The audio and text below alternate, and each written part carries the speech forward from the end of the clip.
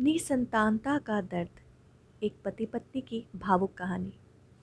दिया और सुमित की शादी को 15 साल हो गए थे, लेकिन घर में बच्चों की कुलकारियों की गूंज अभी तक सुनाई नहीं दी थी।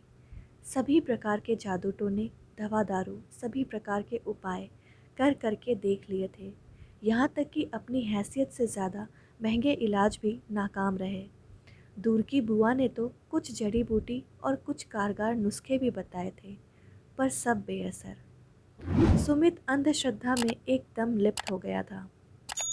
बच्चे की आस में वो बिल्कुल बदहवास हो गया था।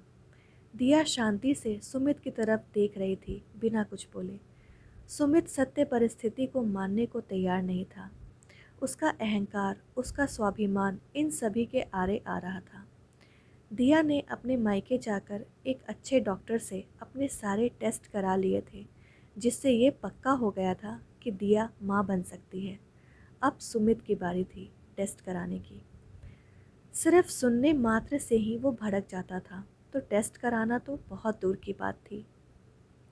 उसका मानना था कि वो उस खानदान से ताल्लुक़ रखता है जहाँ के पुरुषों को कभी ऐसी समस्या आई ही नहीं। उसके दोनों बड़े भाई शादी के साल भर बाद ही पिता बन गए, तो उसकी रगों में भी वही खून दौड़ रहा है।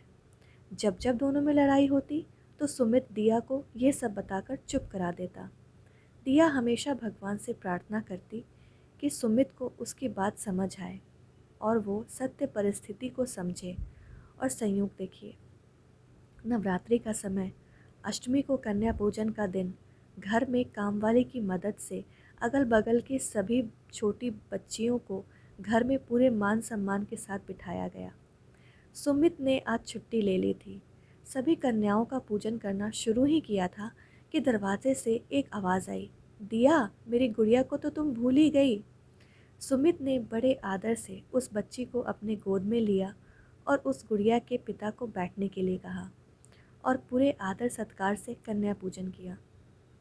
प्रसाद पाने के बाद सभी अपने घर चले गए।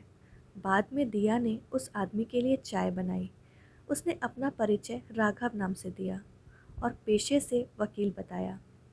धीरे धीरे बातें होती गई और जब बच्चों के ऊपर बात आई तो उसने बताया कि शादी के 11 साल के बाद उसे पिता होने का सुख मिला। शुरुआत में तो फैमिली प्लानिंग के बारे में सोचा ही नहीं, और जब लगा कि अब हमें परिवार बढ़ाने के बारे में सोचना चाहिए तो चाह कर भी कुछ हो नहीं पा रहा था। कितने पापड़ बेले हमने, बस हम ही पता है, उस व्यक्ति ने कहा। जादू टोना, झाड़ फूक, पंडित, ज्योतिषी सब कुछ करके देख लिया था। कई डॉक्टर्स को दिखाया, पर हर कोई यही कहता कि चिंता करने वाली कोई बात नहीं है, सब ठीक है। बाद में एक बड़ा अच्छा डॉक्टर मिला जो संयोग से हमारा क्लासमेट ही निकला। उसे हमने अपनी परेशानी बताई और उसने भी स्थिति को गंभीरता से समझा।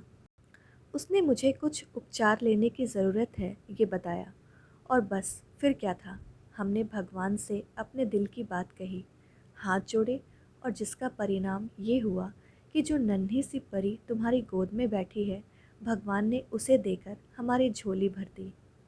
वो आदमी अपनी गुड़िया को लेके वहाँ से चला तो गया, पर सुमित के मन को झंझोर गया। वो सोचने लगा कि एक ये इंसान है जो अपनी आप बीती उसने इतने सहेज तरीके से बताकर चला गया, और मैं हूँ कि अभी तक यही सोच रहा हूँ कि मुझे क्या करना चाहिए। दिया बड़े गौर से अपने पति के चेहरे के हाव भाव को पढ़ रही थी। वो सुमित के पीछे से दौड़ कर गई और उस डॉक्टर का पता ले लिया।